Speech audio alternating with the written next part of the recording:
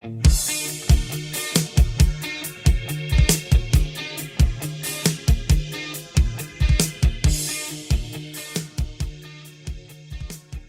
if you're an accountant or a bookkeeper and you want to increase the number of A clients that you choose to work with, you need to understand the drivers or what it is that holds a lot of professionals back from securing more A clients in the first place.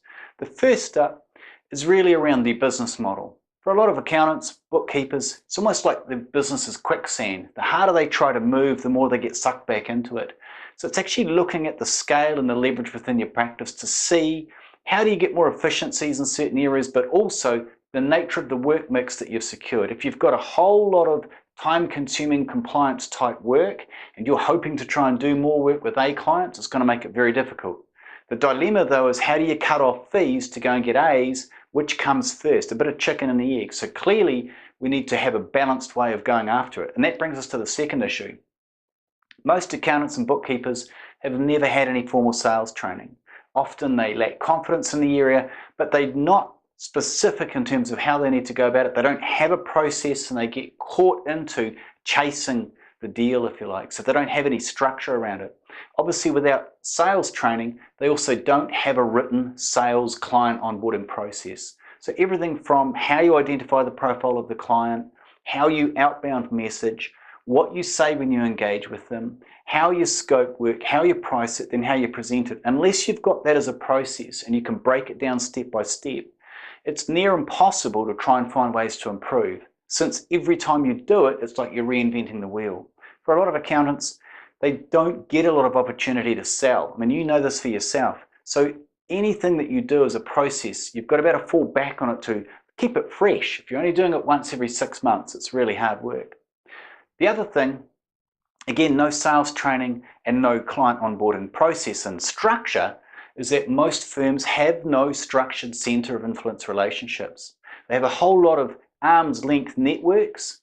There's often a lot of coded behavior that goes around it because they've never actually identified what are the psychological drivers and what are the barriers that stop people from giving referrals. They don't even know the 4 different types of referral, so they start chasing down the wrong area. And then lastly, what happens is lack of clarity around the target client that they're after.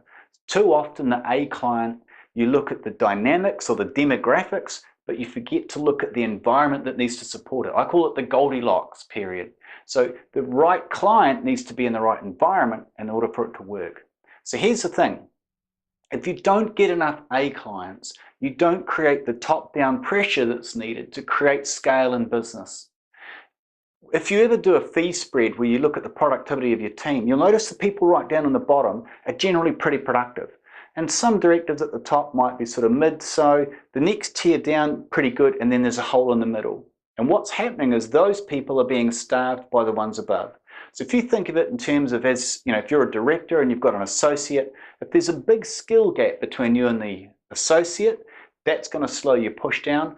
But likewise, that associate's probably got in their mind a big skill gap between them and a senior manager. So the associate's probably holding on to work that they shouldn't do.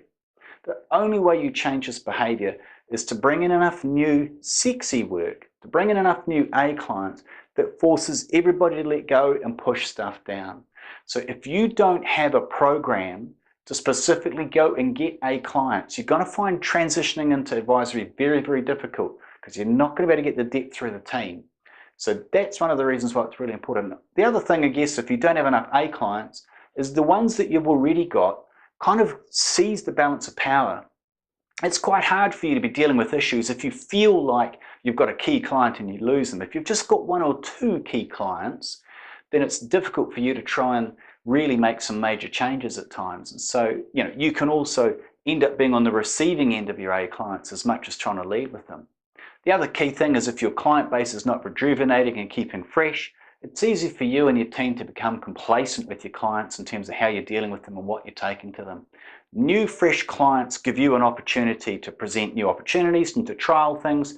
You can say to a new client, this is how we do it here. It might be the very first time you've done it, but you get a chance to experiment. Whereas with some of the clients you've had for a very long time, you go to take something new to them and they're like, oh, nah, I just want to do it the way we've always done it. So some of it is about the nature of the relationship. You need people that are willing to come in and engage with you in a different light. And that's the power that the new A client does for you. So There's some of the drivers and some of the consequences of not securing enough A clients.